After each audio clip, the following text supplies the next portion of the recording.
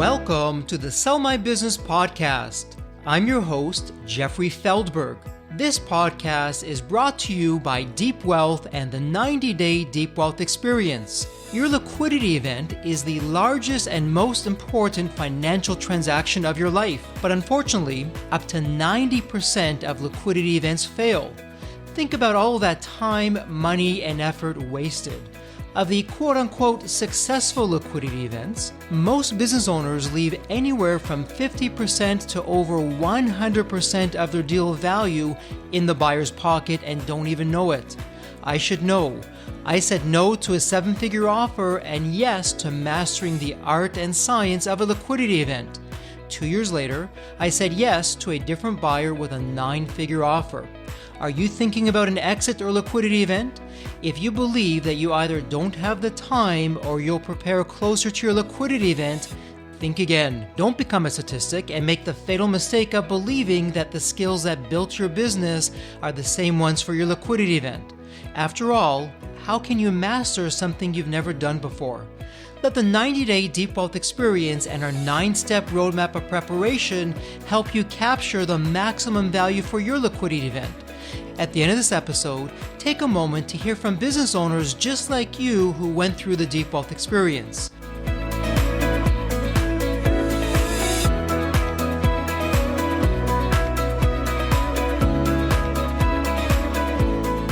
Michael Buzinski is a lifelong entrepreneur, digital marketing thought leader, and best-selling author. Dubbed a visionary marketer by the American Marketing Association, Michael's sole mission is to reduce the prevalence of entrepreneurial poverty in the U.S. Buzz, as most people call him, has simplified digital marketing success with the Rule of 26 to help business owners avoid the time drain and frustration of managing profitable digital marketing campaigns.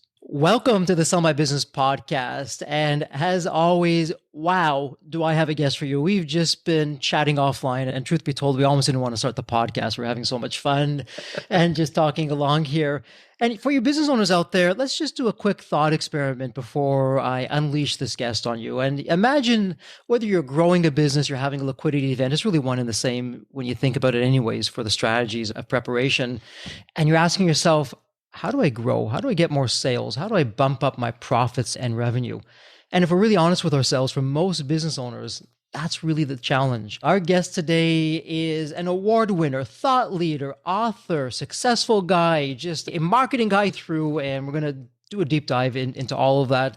Visionary marketer. I mean, the accolades just keep on going and going like the Energizer Bunny here. So Michael, welcome to the Sell My Business podcast. Such a pleasure to have you with us. And there's always a story behind the story. What's your story? What got you to where you are today? God, that is going to take the whole podcast, Jeffrey. Well, I'll do the short version. I was in the Air Force from 1996 to 2005. I got stationed in Anchorage, Alaska at Elmendorf Air Force Base. I got out after a divorce there in 2005. And up to that point, I'd been a working musician for 15 years. And so I decided that I would get out and start myself a recording studio. And I'd work with working musicians and make sure they get a good experience. Unfortunately, about a year in, I realized surviving off of starving musicians, bad business plan. So I pivoted that into a media production house for small businesses, lots of a micro business. Again, not a lot of money coming from them, but over the years, that's where we found our sweet spot. It grew into what is called a creative agency. So it's like an advertising agency, but we do all of the media production in-house. So it was full service. We had a 13,000 square foot facility, over 20 employees, multi-million-dollar enterprise, ... And then in about 2018, I found myself completely miserable owning a job called the CEO and not wanting to do it anymore. And so I was undervalued by my employees. I was underpaid by myself, all the things. And at the beginning of 2009, I broke the company up into two entities. And so I let the media production side keep its legacy as media. And now I spend 95% of my time with the digital marketing firm we call Buzzworthy Integrated Marketing, where we focus all of our efforts on the digital presence and scalability of service-centric businesses. Wow, what a story. But firstly, thank you for your service. I don't think we say that enough. You put in the time and the sacrifice so we can all do what we do. So a huge thank you for that, Michael. That's just terrific. But wow, you really kind of went around the block and tried different things, and you've now landed in this digital marketing. And I know you've created a whole system, and we'll get there, and the metrics and the KPIs and the rule of 26 and all those good things. And the listeners are saying, what, Jeffrey, what's this all about? Don't worry, we'll get there. We'll talk about that. But let's do this. It's interesting because you and I offline, we were just chatting and we were just talking about how for most business owners, marketing is probably one of their biggest challenges of what do you do? How do you get out there? So let's take the glass is half empty. You and I are positive guys, Michael. The glass is always half full, but let's just flip it for a moment. When you're coming onto the scene with most businesses, I would imagine probably 20% of the mistakes are causing 80% of the problems for most businesses. What are these businesses doing wrong? Are there whatever number of things that are going on, and what are they? So I find that for service-centric businesses, there's usually one problem, and there are a number of mistakes that lead to that problem. And the problem is that they're ignoring or mistreating their website.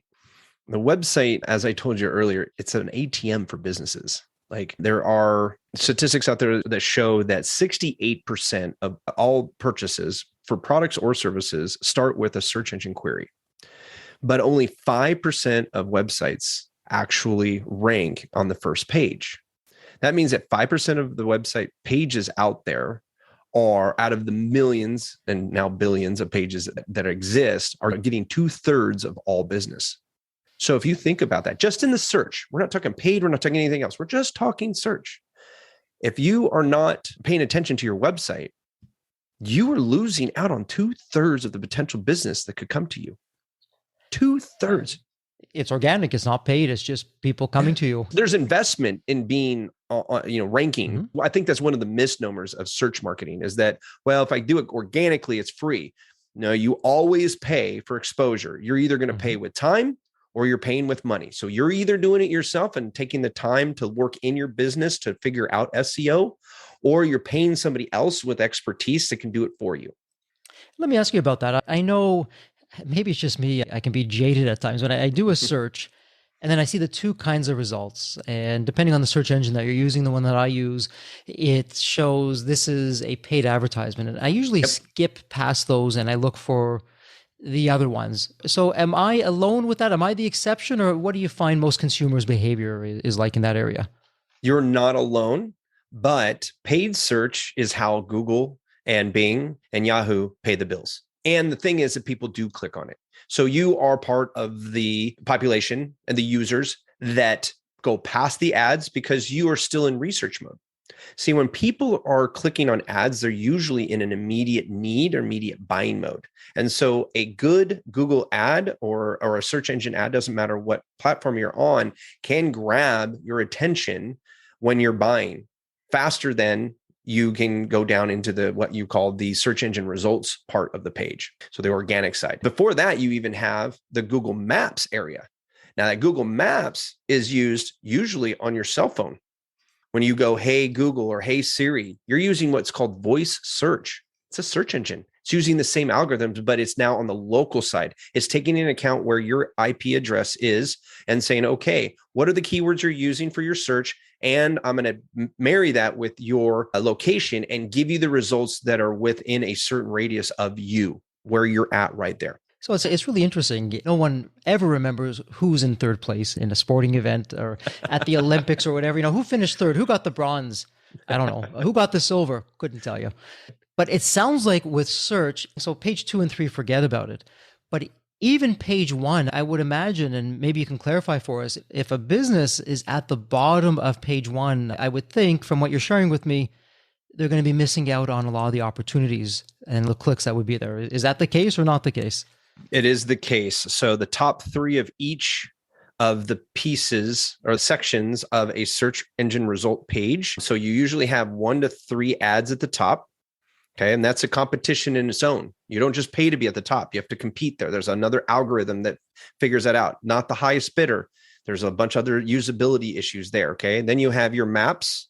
And now we even have position 0. So the widgets that you see where it's like people also asked, or they might have an answer to something with a little excerpt from a website and then a link to that to answer the question, those types of things. Those are usually in the more research intent driven searches. In the maps, your top 3 are usually your most important. So it's okay to be second or third, but be careful being past that, because over 70% of the clicks there and in the organic, the top 10 organic results are where the traffic goes. So Michael, just to do a recap and for our listeners, I really hope you're paying attention here, because Michael is separating out the fluff, giving us the platinum.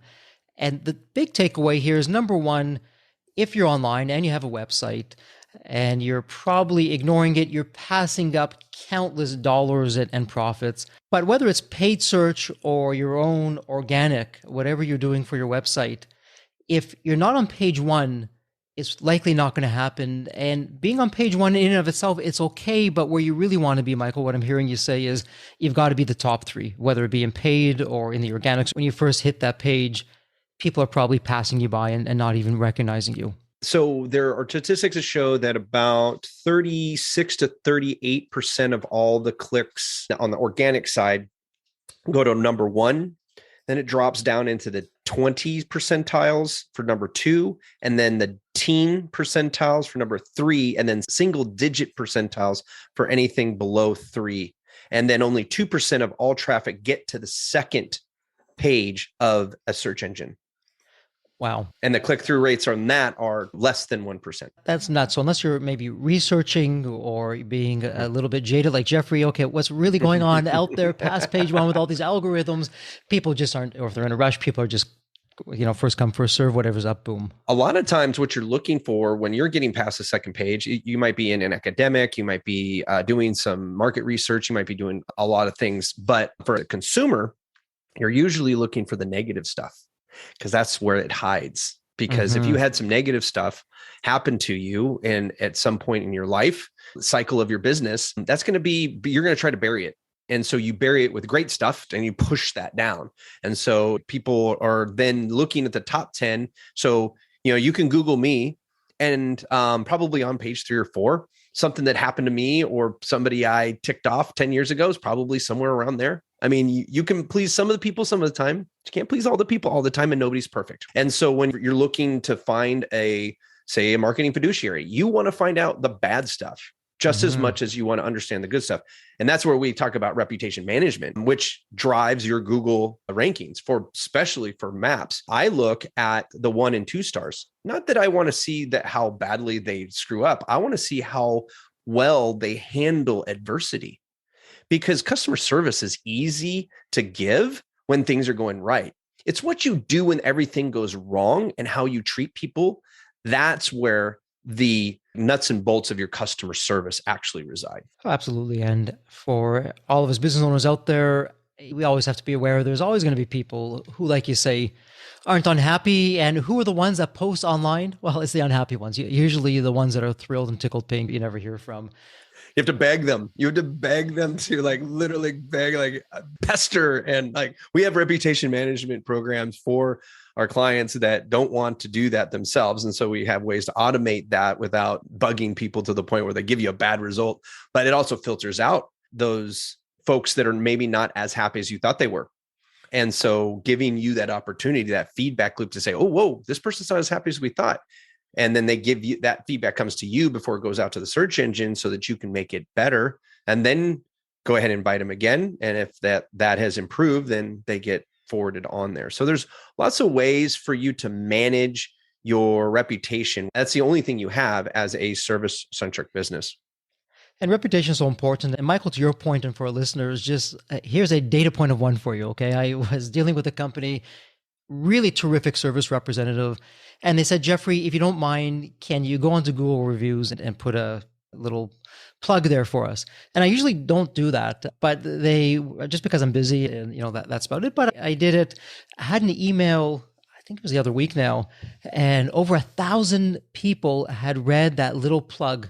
And so I emailed that to the company saying, hey, remember that one little request? Look at what that's done. And so it's just amazing where that goes. But for our business owners out there, are you asking for referrals?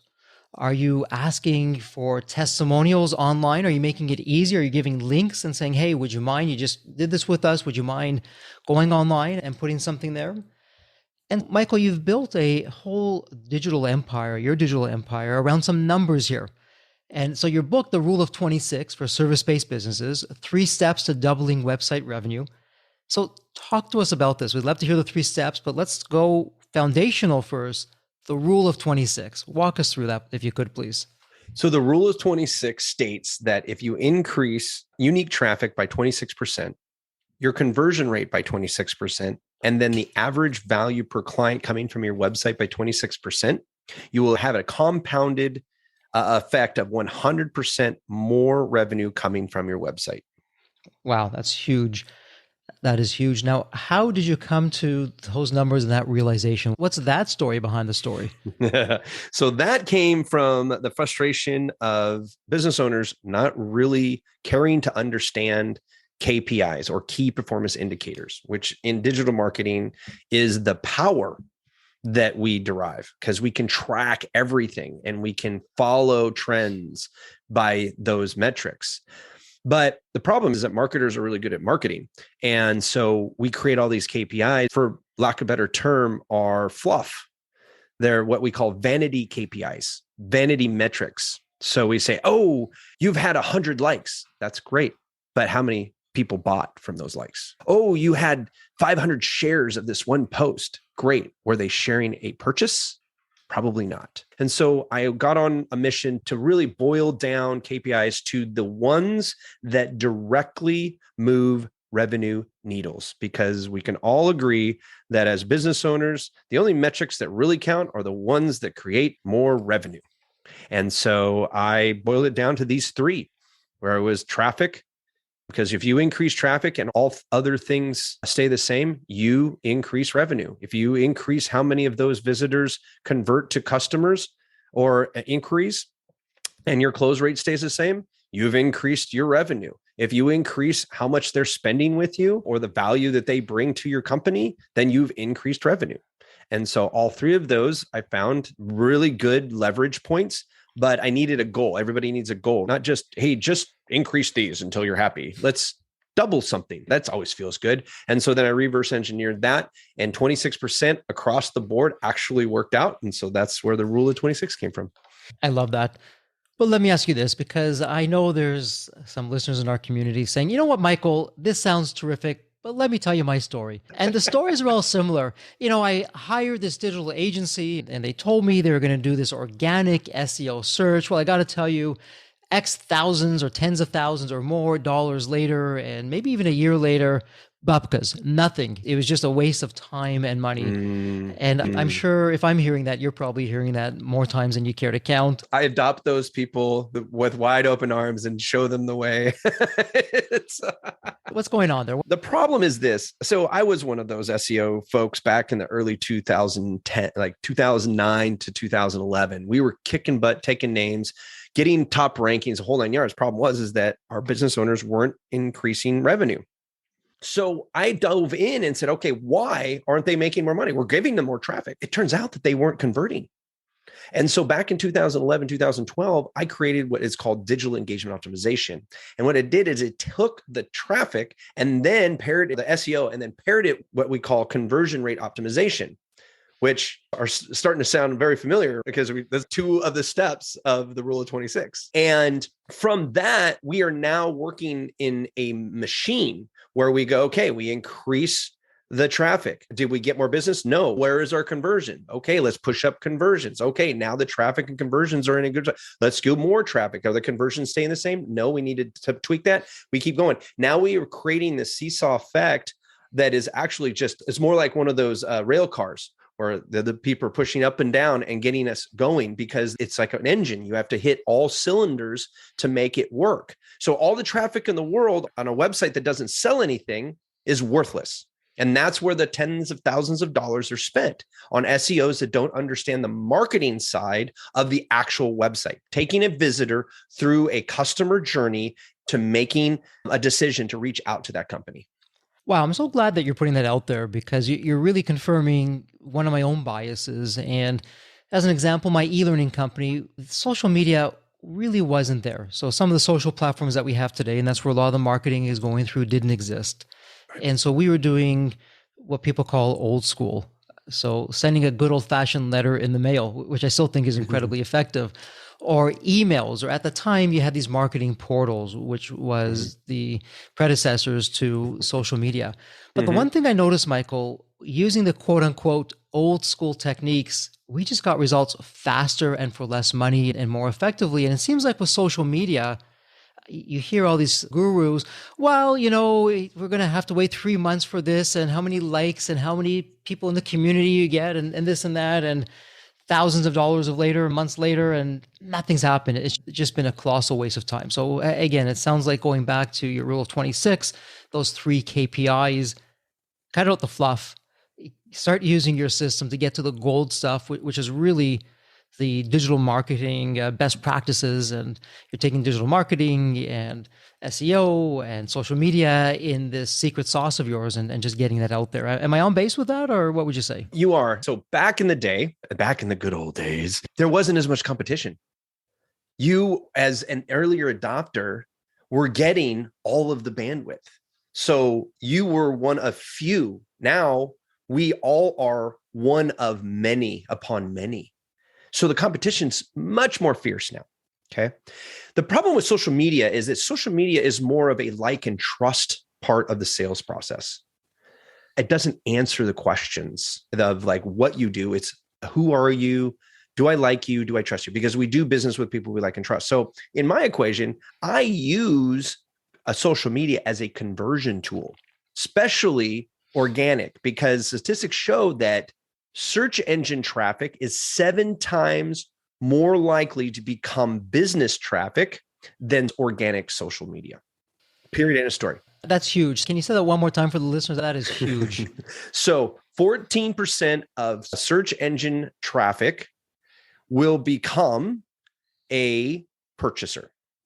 2% of organic social media traffic will purchase, making SEO and search engine marketing 7 times more profitable than organic social media. Wow. And what's terrific about that, and really the dark side of social media, if we're really honest about it, we're renting a room in someone's kingdom. And if we upset them, step on some toes, you can be shut down, no questions asked, and that's it. You're done. And search is the same. Don't worry. I mean, really your most powerful mode of digital marketing is your email list, because you own that list and you own your website. So between those two things, you can leverage them to get $1 per month of revenue for every person on your email list when you're doing it right. So if you have 10,000 email followers, you should be garnering at least $10,000 per month in revenue from that list.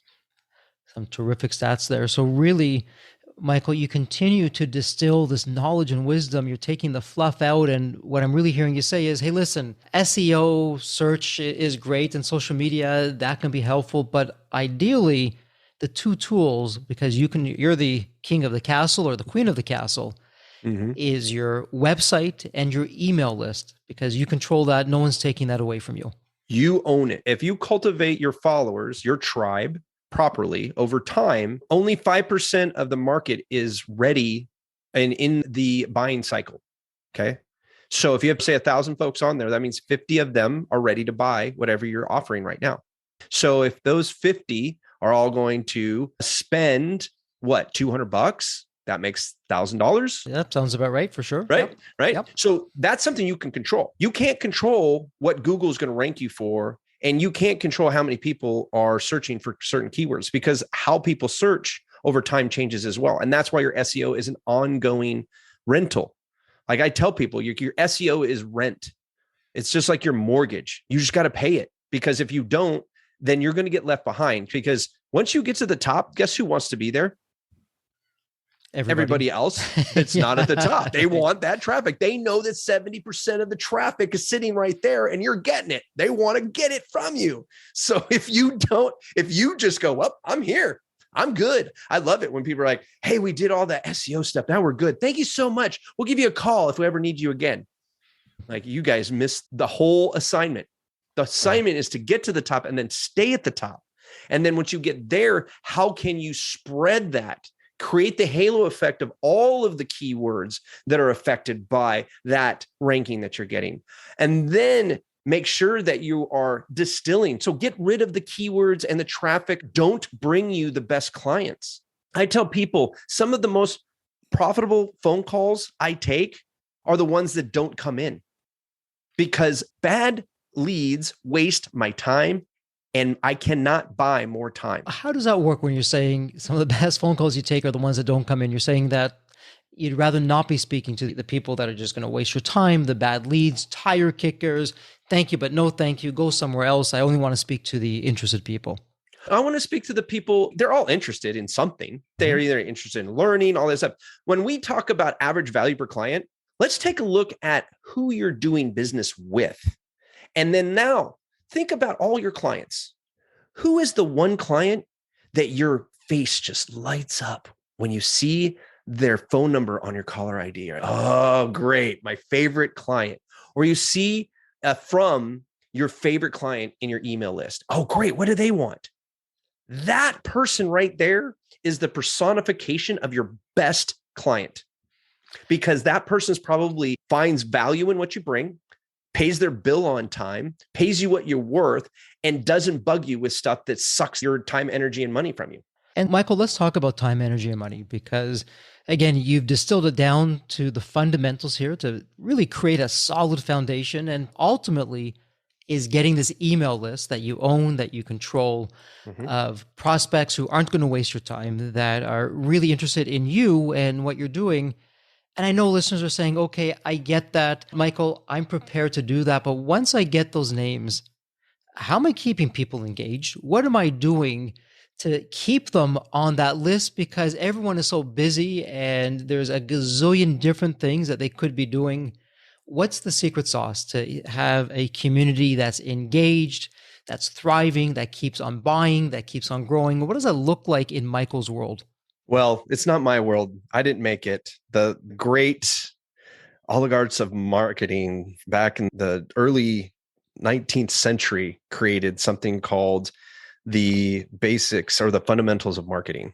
And see, what's the problem is right now is that we have a era of marketers who came on to the scene right as social media was taking on steam. With that, they became tactile or tactical, not tactile, tactical marketers. So they go, oh, I can make you money if I spend money on this thing called Facebook.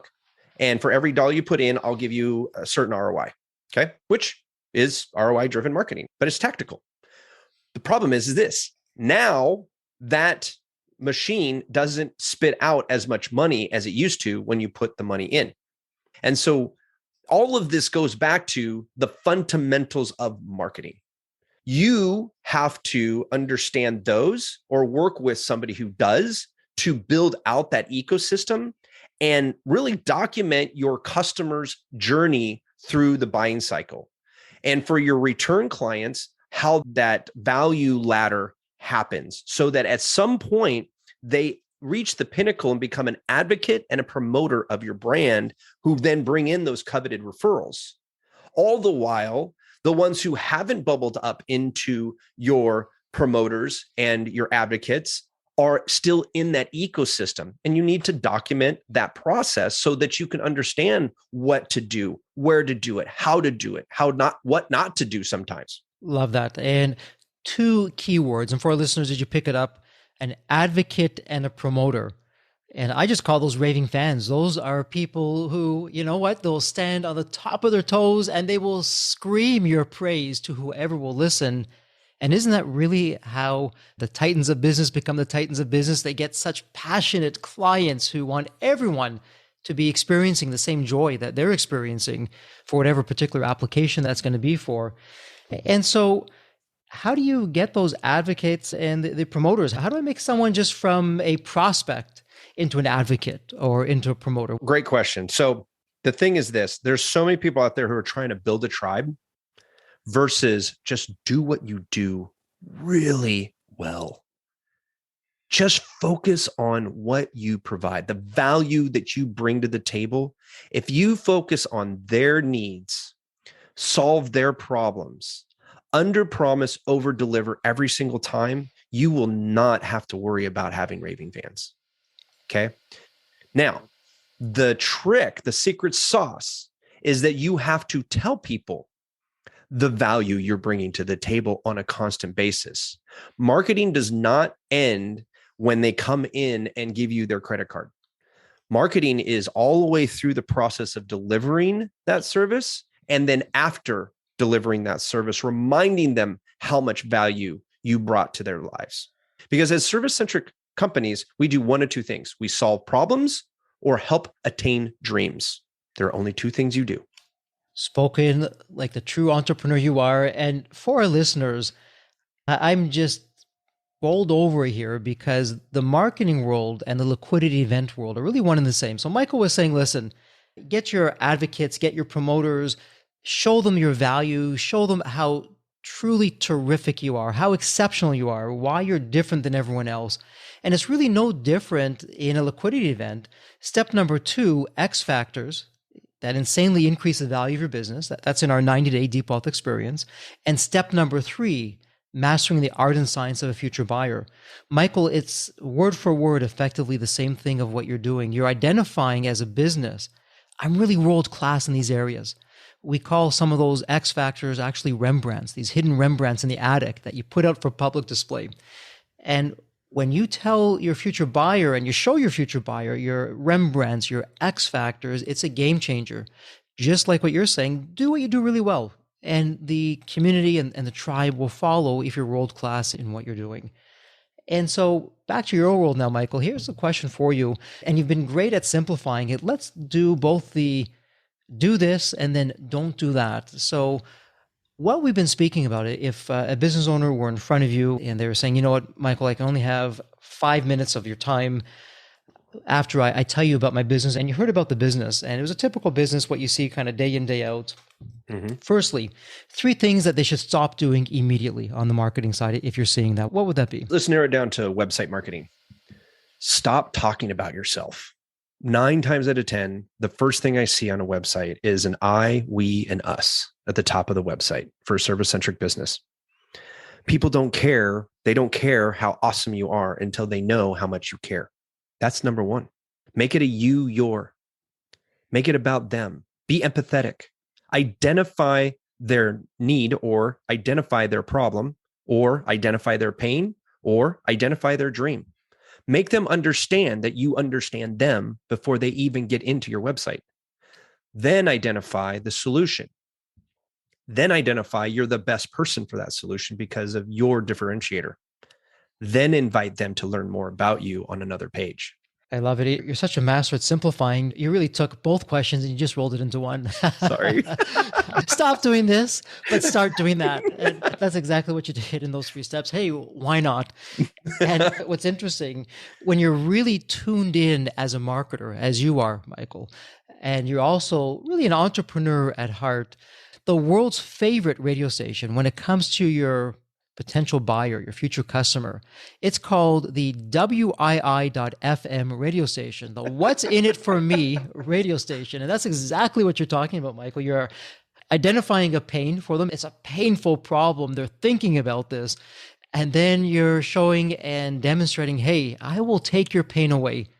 And I'm oversimplifying, I know, but before you know it, people are only too happy to pay you to take their pain away. If you convince them that you are the person to do it, can you do it efficiently? Can you do it without more pain?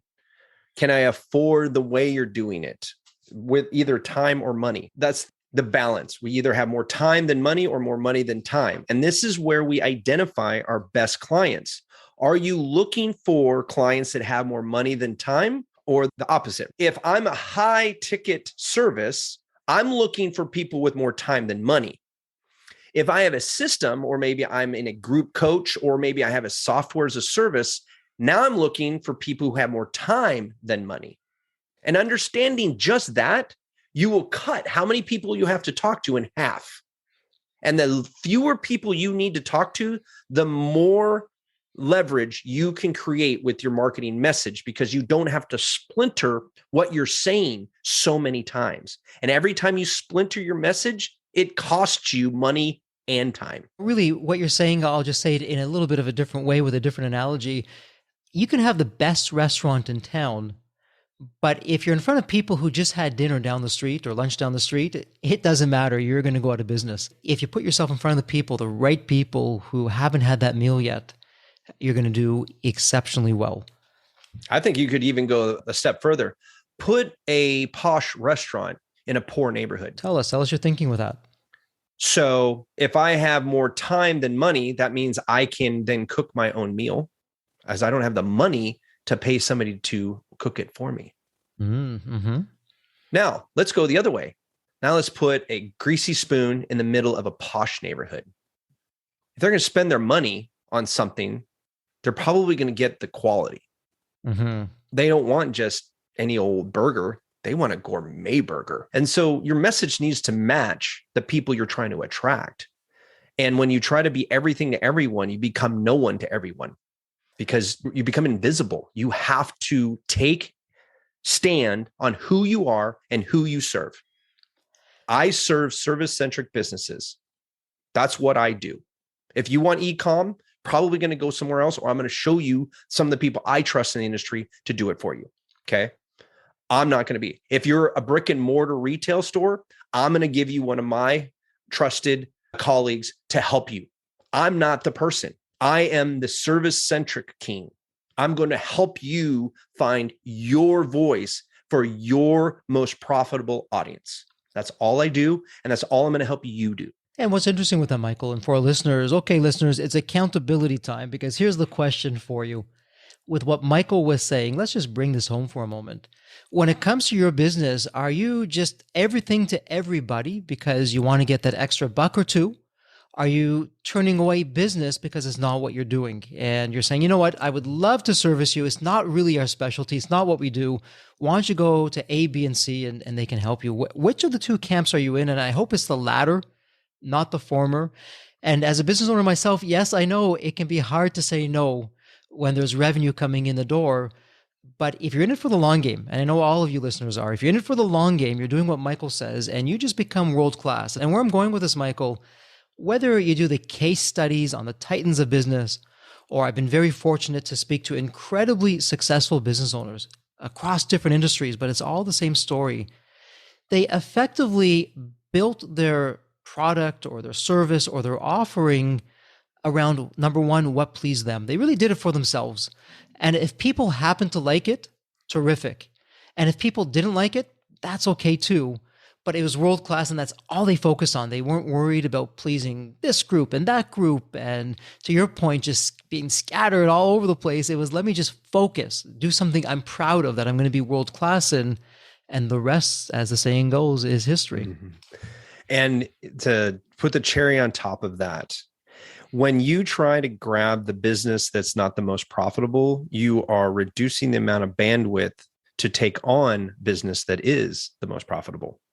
So if you busy yourself with things that take you out of your mode of genius, you are now expending more energy to deliver that product or service, and therefore it is not making you as much money for the time spent.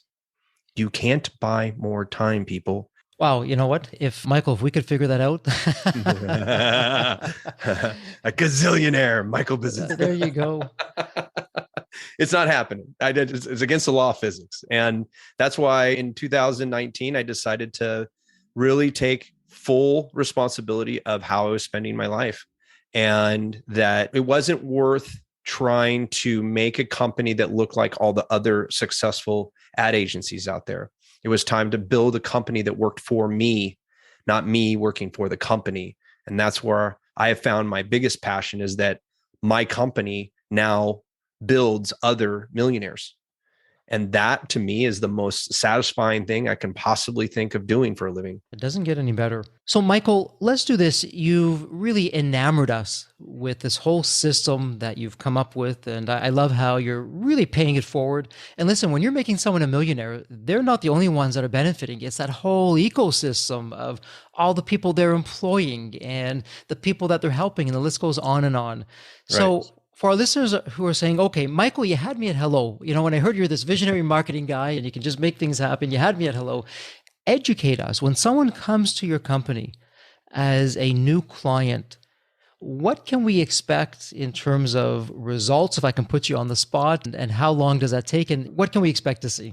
Well, every business is different. I know that nobody wants to hear that. Their adventure is different, and where they're at on the runway is going to be different than the next person. So where I start is actually creating even more value than anything else at the beginning. So we dive in and we basically do an audit of where you're at, where you could be, and what would those first steps be? Because for many years, I would allow people to come and self-diagnose their marketing situation. What I found is that I can pretty much make any of the metrics that they want happen. That's not the problem. Problem is that sometimes we're trying to cure the ailment that does not create the pain. We're trying to cure something that they're not actually sick of. And so when some people come in and they're like, I want more traffic, and then we find out that their conversion rate is like 1/3 of industry standard for their company. No, you don't want more traffic. You're wasting traffic. You're actually driving people away, and you're creating a vacuum behind you because now they've seen you and your name and they didn't connect with it. So next time they see you, they're less likely to engage. So what you can expect from me is a lot of questions and discovery. And if we hit it off, we'll hit it off. If we don't, I will help you find somebody that you can connect with and be a good fit for you, because it doesn't do me any good to try to force a relationship. If we can't give you what you need through that discovery, then we want to make sure that you are with somebody who can, because I want to eradicate entrepreneurial poverty. And the only way to do that is to list all of the top marketers that I know and get them to the clients they can help the best. What a terrific goal. And for our listeners out there, I want you to compare right now what you heard in the flesh with Michael compared to some of these other, I don't know what to call them, There's marketers. marketers or businesses or whatever. And they're saying something along the lines of, hey, tell me what you want and I'll just get it for you. Oh, you want more followers? I'll get you more followers. Oh, you want to have more, I don't know, backlinks, or you want to have more likes? I'll get that for you too, but it doesn't move the dial. And Michael's saying, hey, I will figure that out and see what you should be doing, what you shouldn't be doing. And if I can help you, I will find somebody who can. That is a true professional. I'll end it with this. Sound strategy outperforms blind tactics every single time. And so, Michael, listen, I could just kidnap you and go for hours on this episode beyond our scheduled time, but we're starting to bump into that. And actually, we're a little bit over that. You've been very gracious to go on for a few minutes more. So let's start to wrap this up. And we're at the point where I get to ask my favorite question for every guest that I'm so privileged to have on the Deep Wealth Sell My Business podcast. And the question is this. I'd like you to think about the movie Back to the Future. I love that movie. Who doesn't? But anyways, in the movie, you have that magical DeLorean car that can take you to any point in time. Now imagine it's tomorrow morning, you look outside your window, and there it is. The DeLorean car is not only sitting there, but the door is open, waiting for you to hop on in, and you're now going to go to any point in your life. Michael, as a young child, a teenager, an adult, whatever point in time it would be for you, what would you be telling your younger self in terms of life wisdom or lessons learned, or, hey, do this, but don't do that? What are you saying? What does that sound like? Can I have all three of the movies so I can go to 3 different places? You know what, Michael, in this thought experiment, absolutely. And we'll even give you the digs on any future movies if they come out with it. Okay, awesome. So the first place I'd go is a young, like preteen to teen Michael, and tell him that it's a very long journey. It's okay. You don't have to be in a rush. What you do today in just a matter of time will mean nothing. And then I would fast forward to the gentleman who got out of the service and started his business and tell him, you're worth 3 times as much as you think. stop selling yourself short. And then I would get back in the car and go up 50 years from now on my deathbed and say, good job for listening to yourself. Wow. I love that. You know what? That is the most creative answer that I've heard, and hats off to you. And I think that just shows the depth and the quality of your thinking, and some terrific advice on that. That's phenomenal. So Michael, I'm going to put all this in the show notes, and I know we have all of your links and for your book and everything else. And for our listeners, it'll be a point and click. You can just go there and click on it and off you go. But let me ask you this, Michael, if someone would like to find you online or even reach out to you, what would be the best place?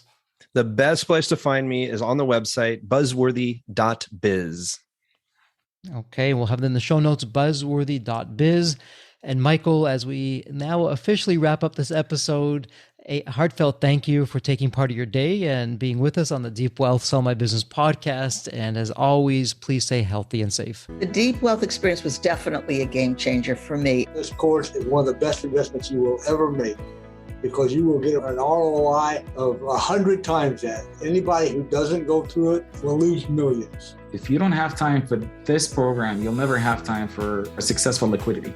I mean, it was the best value of any business course I've ever taken. The money was very well spent. Compared to when we first began, today I feel better prepared, but in some respects, maybe less prepared, not because of the course, but because the course brought to light so many things that I thought we were on top of that we need to fix. I 100% believe there's never a great time for a business owner to allocate extra hours into his or her week or day. So it's an investment that will yield results today. I thought I will reap the benefit of this program in 3 to 5 years down the road. But as soon as I stepped forward into the program, my mind changed immediately. There was so much value in the experience that the time I invested paid back so much for the energy that was expended. The Deep Wealth experience compared to other programs is the top. What we learned is very practical.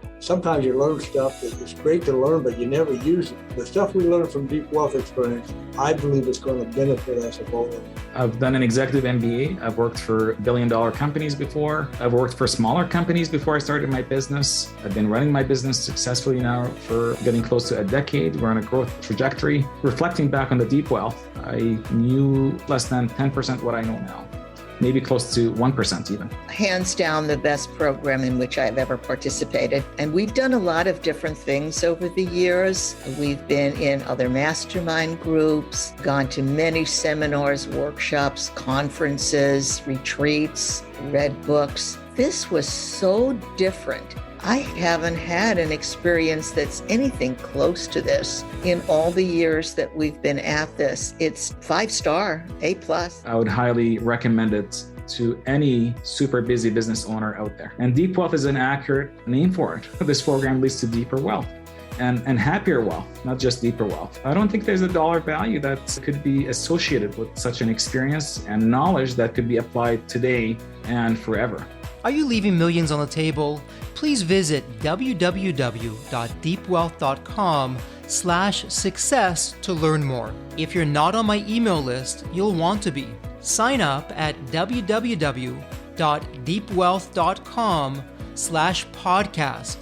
And if you enjoyed this episode of the Sell My Business podcast, please leave a review on Apple Podcasts.